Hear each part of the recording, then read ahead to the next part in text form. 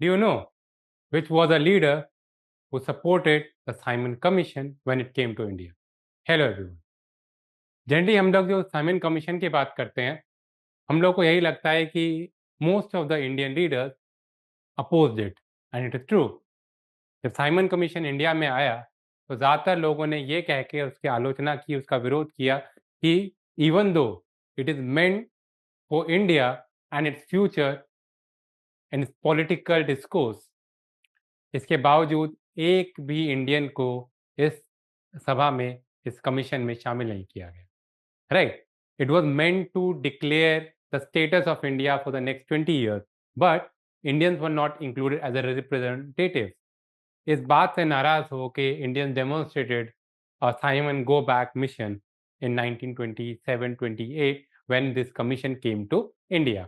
But there was one leader who supported the Simon Commission in order to get some representation for their own social group.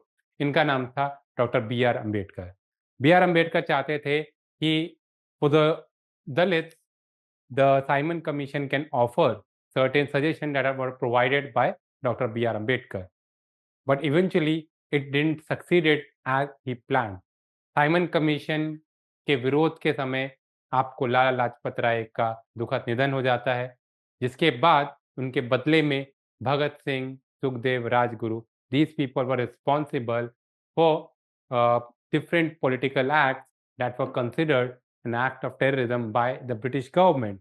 But inspector Saunders की हत्या या assembly में bomb फेंकने की घटना के कारण they are given death punishment. तो ये सारी चीज़ें इस तरह से होती हैं that whole discourse of Simon commission and what actually represented is forgotten.